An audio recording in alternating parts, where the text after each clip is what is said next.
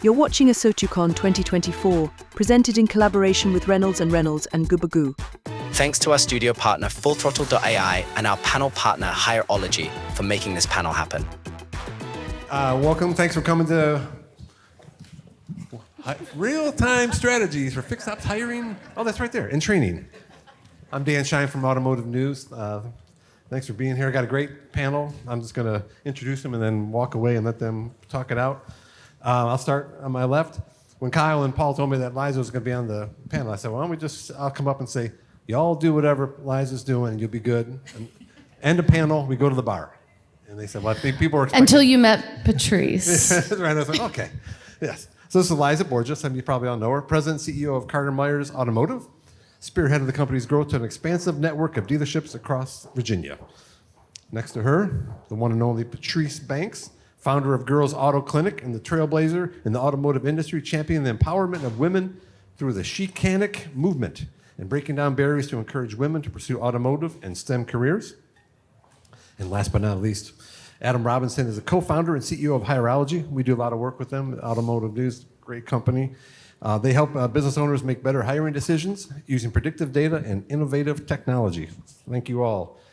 So, Adam, I'll start with you. From a kind of a macro level, we're trying to hire people. You say think of it as selling a product. You're selling a product when you're trying to hire folks. Yeah, that's exactly right. I mean, just to set the context here, in the U.S., we're short 67,000 technicians today. And, that's approximately 4 per franchise point in the country. And that represents such an incredible profit opportunity for those dealerships that are able to fill the bays and service the demand in their market. But you can't just post a job online and hope it works out. It is a zero-sum recruiting game right now. In order to stand out, you have to be different. And the way we like to encourage dealers to think differently about recruiting is to think of your job, your open technician role, or really any role in your store, a job as a product. I mean, at the end of the day, payroll and benefits and compliance, these are administrative functions. And most dealer groups' HR teams are built to solve administrative problems, and they should be. It's an important and critical part of the business. However, recruiting is selling. Recruiting is a sales job. It's a sales and marketing job. And if you're in selling, you need to have a product that you're selling that meets the needs of the market. In this case, the product's the job and the market's the tax. The question you have to ask yourself is, am I selling a product that this market wants to buy? What does that mean today? And then I'll turn it over to those who are in the field doing this every day and dealing with it. Here's what techs want. Number 1, schedule flexibility. If I come to work for you, can I get 4 10s? We talked about that in earlier content. You're gonna give me 4 10s in air conditioning? Then cool, then we're talking, right? Anything less than that, you're already behind. Second, a career path. If I come to work for you, what's in it for me beyond just the paycheck? Is this an organization where I can see myself learning and growing over time? And third is culture. Does this place seem like the kind of place that respects me as an individual and works the way that I want to work? And if I can package those 3 things together in a product offering and market that effectively, and then respond quickly and run a process that's predictable, then I've got a shot.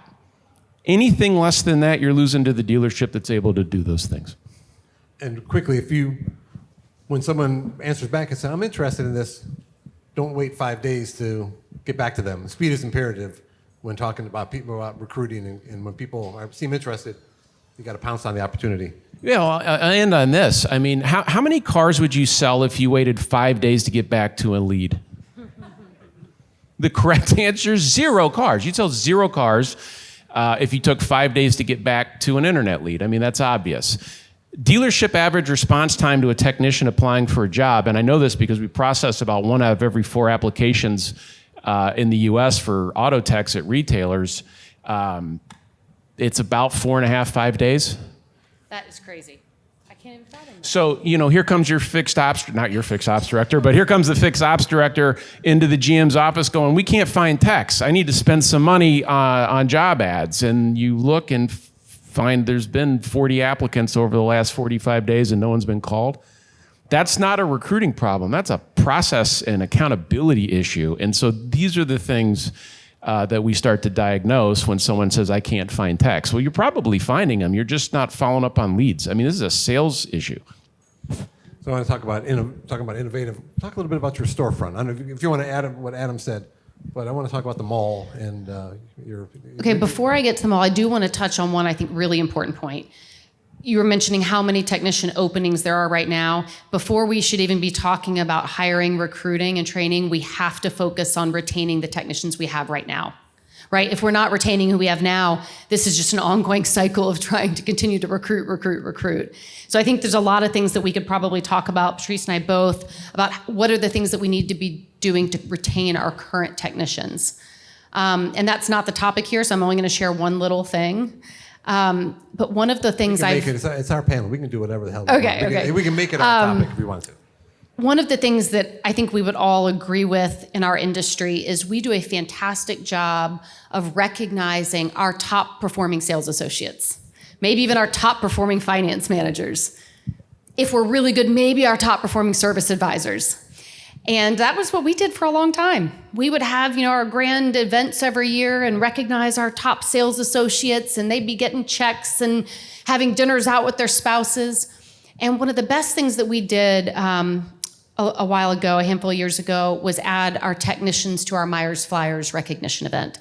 Every year, as I think a lot of groups do, we take all our top performers and their guests, and we do a big splash weekend, and we give gifts and money, and we bring each one of them up and recognize them in front of their guests. And when we added our technicians to that event, one, it doubled the numbers because we had as many technicians being recognized as all of the others combined. There was more impact and return on our investment from an engagement standpoint with our technicians than any other group. They just had never been recognized like that.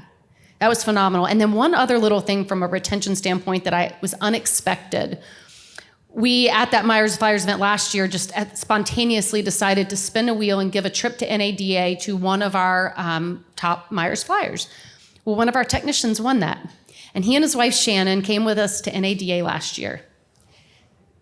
Best retention thing I've ever done, because not only did he have an incredible experience, he got to understand our industry from a much bigger perspective and connect the importance of what he does every day to the impact that the auto industry has on our country. And then he went back and told that story to every technician in his shop. And then he raised his hand at one of our other meetings to share it with all the technicians in our company where he could connect with them. So finding ways to make sure that they see the bigger picture, that they feel recognized, important. So I'm gonna start with retention. And feel valued. How do you work on retaining the ones that you have? So you kind of said this isn't really to the topic with retention, but I think it's very important to talk about retention when we're talking about recruiting. In fact, I got an executive say to me, retention is hard, recruiting is easy. And I said, retention is hard because you think recruiting is easy. Retention starts with recruiting and recruiting the right people. So we have to understand that's part of the conversation. And are we, culture, I think is probably one of the biggest things for retention. And are we hiring people that we know are gonna fit into our culture? And what I find in the automotive industry is a lot of recruiting is kind of throwing spaghetti at the wall and seeing what sticks. So it's like a numbers game, which ultimately hurts the businesses because we spend a lot of money hiring people and then they quit after a couple of weeks or a couple of months, and now we're back in that same boat where you talk about constantly being recruiting. And so I love, what he was talking about. Culture is really important, and it's sales, absolutely. And I think what's the best way to get sales is word of mouth. And so who's going to be the most important people in helping you recruit people for your company are the people who work for your company. And they talk about the benefits of working there and why it's great and why they love working there. They're gonna wanna bring their friends. They're gonna bring their friends that work well. If you have an A player, ask him, who are the other people you know that wanna work for us?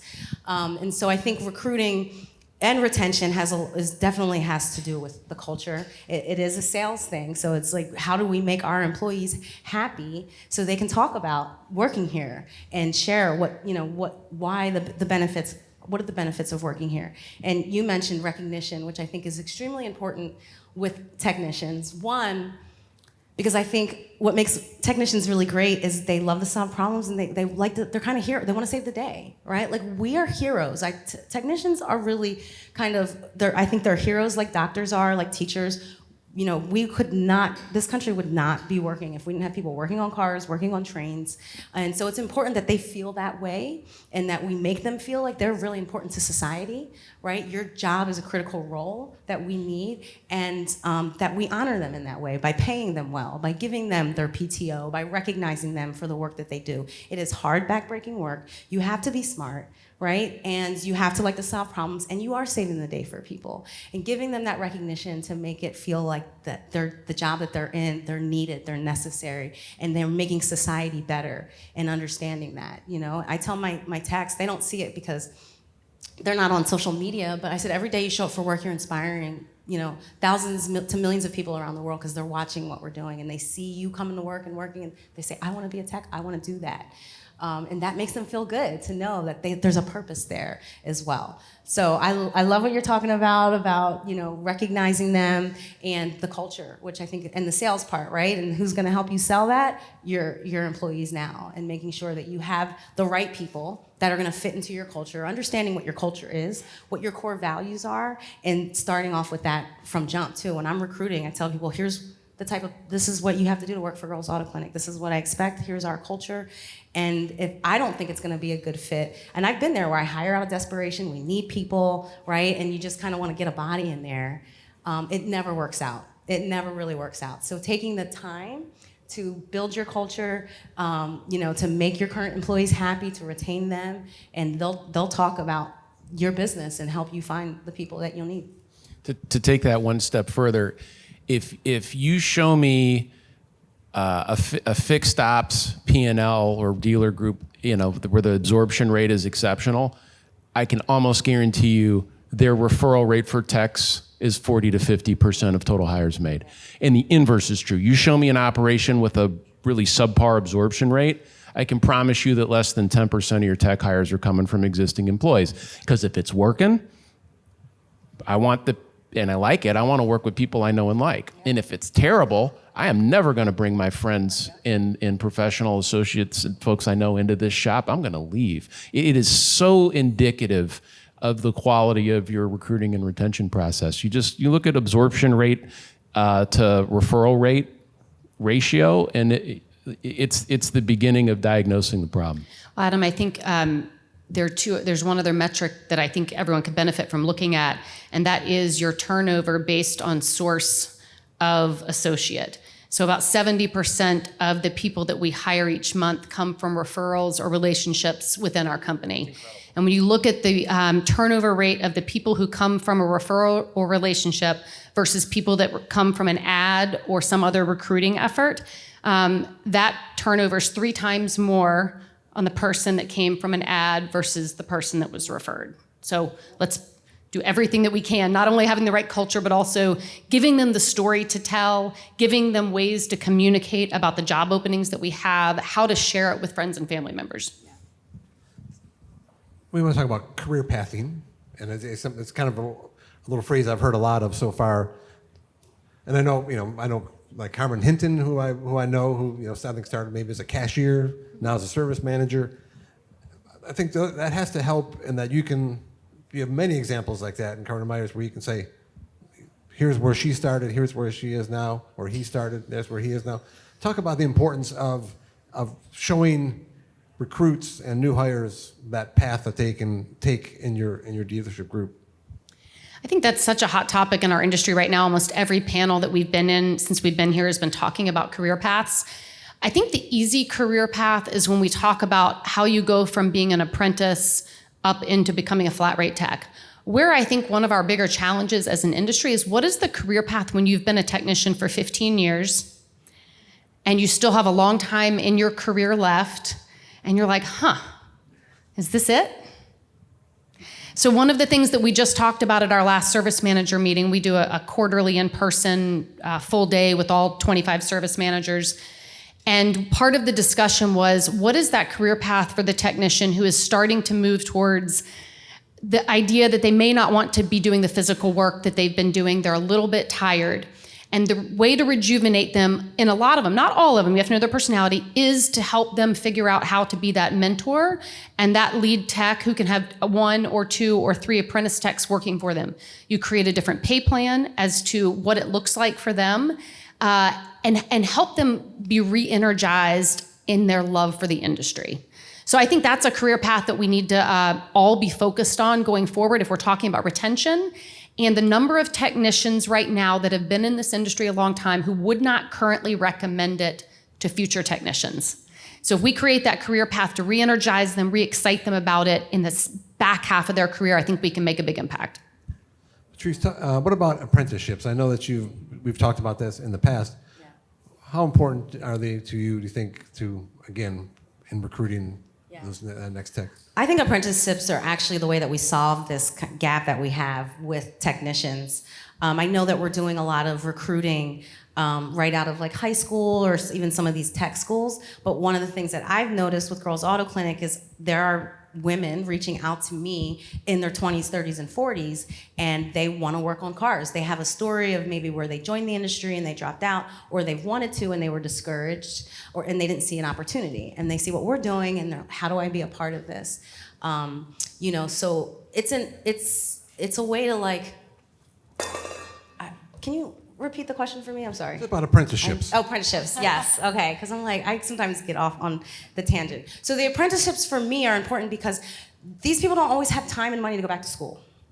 And they have families and they have careers. And they're looking to switch their career. And they're ready to do that now, right? And so you can get them in now, do a training up front for 4 to 6 weeks, right? And then have a continual training for maybe 2 years where you have a very clear path of what it's going to look like after 3 months, after 6 months, after 1 year, after 2 years. And I think that also helps you with retention because they'll tend to be more loyal to the place that help them change their career, pays them to be trained, and to get a new skill that they're now excited about and looking towards. So I talk a lot about apprenticeships. I actually ran one at my shop a couple years ago. Just 3, I get random girls all the time, and so we just kind of selected a couple of ladies, and we're closed on the weekend, so the weekend we would open just for light maintenance work, and we had them shadow with someone, and we hired 2 girls from that. And one of them still works for us. The other one went and she worked at another place, but she's still in the industry. So that's a win for I think for women in the industry and for Girls Auto Clinic. And for me, especially with women, it's about apprenticeships help you really build confidence. I went back to school to learn how to work on cars, and I have a ton of stories about that. And we worked in teams, and I didn't when I came out of school, I had learned a lot from the textbook. But I didn't have a lot of hands-on experience, not as much that made me feel confident. And I see that with a lot of young kids coming out of the schools. They don't really have a lot of hands-on experiences. I've hired people out of tech school that can't put cars on lifts in under 30 minutes. They can't do an oil change in under 2 hours. So building with your hands, fixing with your hands, getting as much experience. Like in my apprenticeship program, we spent all day just putting cars on the lift. That's it. You can't move to oil changes until you can get a car on the lift. And I know they don't always do that like in the schools. A lot of it is focused on the theory, and you do a lot of hands-on stuff, but you're working in teams. It's maybe not as personal. And so I think if you can get small groups together and bring people in that are looking to be retrained, so who you're selling to is not 18, 19, and 20-year-olds. It's people in their 20s, 30s, and 40s. And that can help you get some people in, I think, right away instead of waiting for 2 years or building that relationship with the school and maybe have them come intern with you, that kind of a thing. So apprenticeships, I think, are going to be really important moving forward. I was going to ask if you want to touch on the mall because it's exactly what you were just discussing. Yeah, absolutely. Yeah. So that I personally believe like this is one of the ways I think the quickest way we can kind of solve that problem is running apprenticeships or partnering with the schools more to provide more hands-on everyday stuff. A lot of people want to work on schools recruit people to work on cars because kids like cars, right? And I tell you, working on a car, someone else's car is completely different than working on your car or the car that you like. And so getting them that experience as quick as possible, what it's like to be a tech at a dealership or at an independent shop, getting in the different cars every day, right? And the process of that and how that looks and feels. having them understand that as soon as possible is also going to help you with retention, because it'll help you figure out the right people who are going to stay versus people like, this isn't really for me. And they're in the cars, right? And they might want to work on their car, but they don't want to work on everyone's car. So we talked a little bit about Carter Myers has opened up a storefront at a local mall. You've got a Bed Bath Beyond. No, wait, it's an auto retail storefront. This might be something really actionable that everybody could take away and see if it could work in your market. Patrice was just talking about, we think of apprenticeships so often as kids coming out of high school and young, but there are a lot of people that might be looking for a change of career in their 20s, 30s, and 40s. And so one of the things that we did in Richmond was a collaboration with other trades in a mall. Because as we know, malls do not have the greatest attendance and storefronts right now. There are a lot of empty areas in shopping malls right now. So this was like an indoor mall that had about a little over half capacity at the time. They put a huge pickleball arena that was the old JCPenney. And then there was one area of the mall that they decided to collaborate with all of us and create an area for the trades. And so people will be in the mall shopping. They will walk through this space. They can learn about nursing, healthcare, banking through the credit union, automotive, and I think there are 2 or 3 other ones. And so we have a Carter Myers Automotive storefront. It's got a couple of kiosks. It's got everything about our culture, the why buy here, the why work here. They can explore different career paths in automotive, understand the types of job opportunities that are there. And then behind our storefront is actually a training center. And so they'll hold evening classes and training for people who might just want to explore what a change of career could look like in any of these trades. And so for someone who's walking by banking and nursing to then also walk by automotive, that didn't used to happen. We didn't have that space, and it's still new. So I can't give you data yet on here's exactly how many people we've actually been able to recruit and retain and grow. But I thought it was a really creative way for us to reach people who may never consider automotive at that point in their career. You say you can't be what you can't, what you can't see, or if you don't even know that you have that opportunity. And even for somebody like me, I was told, well, you have to go to a 4-year college because you're going to be an engineer. You got to do this. It was not even an option. And that's one of the reasons why we have this gap is we told, for the past 20 years, you go to a 4-year school. And now not just with mechanics, but we have a gap in all the trades.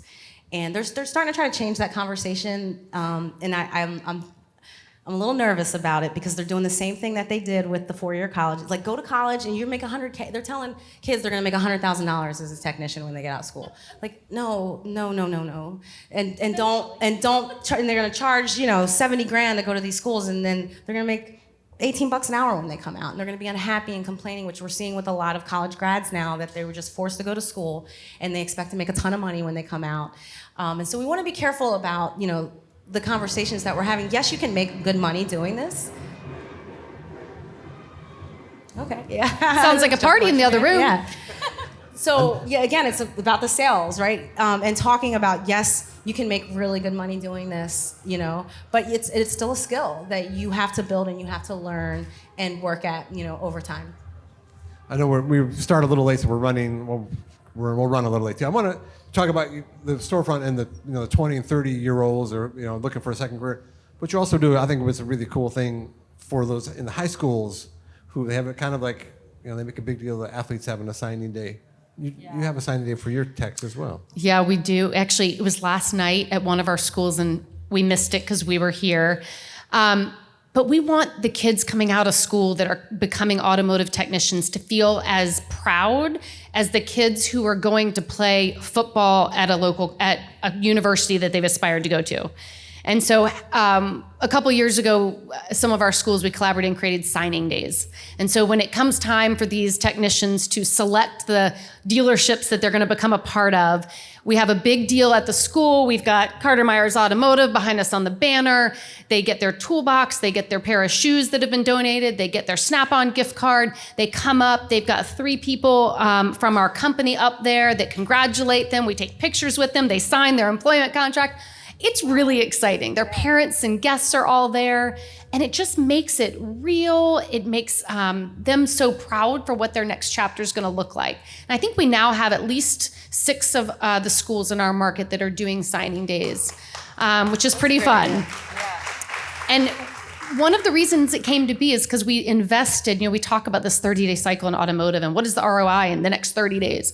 We invested in a full-time recruiter just for her responsibility. 90% of her time is technicians. And it's growing it from middle school and even elementary school events that she goes to. This is all she does. She goes around Virginia, West Virginia, now a little bit North Carolina, a little bit Maryland, and spends all of her time in these schools, everything from creating parent nights at our dealership so the parents can come learn about what the career path looks like, because you have to have the parent believing so that they can support their kid at a young age considering it. Yeah. But making that investment has made it so we have more apprentices and young technicians than we can handle, but we're not going to give up. We're going to keep going. Adam, a minute or so left. Leave us with some words of wisdom that that we should be thinking about when we're looking to hire. Well, I'd say this. The recruiting is sales, but retention is service. And you can sell it on the front end, but if you don't deliver, right? We say we're not selling paychecks, but if it's just a paycheck experience, they're going to leave. They just are. You've broken a promise. You have to deliver on what you've promised up front. And the first question I often get is, okay, wait, this all sounds great. I'd love to do signing days. This is, by the way, amazing. Yes, but I'm like 101 level here. What do I do? And the way I want you to think about it is, you just make the first day great. Just focus on making their very first day exceptional. So someone's going to come into your shop and they're going to have one or two experiences. They're going to leave on day one and say one or two things to their significant other. I can't believe I took this job and I get to work here. I came in the morning. My manager was there. They gave me a tour of the facility. I met the dealer. They were on time. They showed me to my locker, uniform with name on it, introduced me to my team. They had a lunch for me. They took me out to lunch, or they brought lunch in. And they asked me on the front end what my favorite beverage of choice was. I left with a bottle of wine or a 6-pack of my favorite beer, and they invited me to go, celebrate tonight at home and celebrate my first day. I cannot wait to go back. Or they're going to say, I cannot believe I have to work at this place. It's going to be just like the last place. I showed up on day one. No one expected me. I waited around for an hour and a half. No one told me where the bathroom was, so I had to hold it for 45 minutes. They didn't tell me where to park. So I didn't know where to park. You get where I'm going with this. The first thing to think about is, okay, we've got them in the door. How do I make the first day great? Because people who say, what our research shows is, if I have a positive onboarding experience, I'm 67% more likely to be working for this dealership as a tech 3 years from now. It's just this, it's the most impactful thing you can do. I agree, onboarding. And that's why this training or signing day is just a really cool idea. And for me too, is talking that story we're telling, like this is what it means to be a technician. I make my technicians feel like they are heroes because I think that they are. What they're doing is making sure people's cars are safe and women can get their kids to school and people can get to work. That's an important role in our society. And so making them feel valued and that this job is needed for them. And we need good people that are working on cars, right? We're going to pay you well. And then the sales part, right? Which is important because those people that you're retaining are then going to bring in the other people that you need. Yeah, so I love it where you mentioned where it's like sales, because it is how you're selling your brands and how you're talking about it, but also to them, to make them feel valued. And why do you want to be a tech? Where before it's like, oh, grease monkey, right? It's you're back breaking, and instead of being like, you're saving lives, right? You're a hero. You're solving problems. You're helping people. They need this. And I didn't notice that until I started being a technician, of how many people every time a customer calls, how can I help them and solve their problem today? Not even just with their car. Dan, we have to plug one more thing before we leave. You all are going to hear about Vehicles for Change, if you haven't already, from last year's ASOTU. And you're going to hear how they're giving away a car, right? One thing I'll challenge you to go learn about, because we just learned about this at CMA, they have created a virtual reality technician training program that they're currently using in prisons. And they're preparing men and women as they exit prison to have a skill set to be able to come join our dealerships. Well, we had them come in last week, was it? And brought all of their VR tools with all of our service managers, and we invited a couple of our technicians to come join. And they learned how to put these things on and learned how to change oil. You said that repetition piece before they work on a customer's car, they can change oil virtually 200 times to know that they can do it quick, that they don't put things on backwards, that they remember it even makes them throw away the old oil filter in the right place in order to get the right amount of points. But my point is, we've got to continue to innovate in ways to recruit and attract the younger folks. And this sounds like a really cool option. So if you haven't seen it yet, go explore it with Vehicles for Change while they're here. And it might be something we could donate to our local technical schools. We could sponsor it as a dealership. We might be able to donate it to nonprofits that are working in this space. So I don't know. Let's all go learn about it and see where it might fit in our industry. Great organization. Thanks for mentioning that. We're going to end the panel by grabbing these lightsabers and recreating some Star Wars battle scenes. And then thank you all for coming and appreciate it. Thanks to the panel.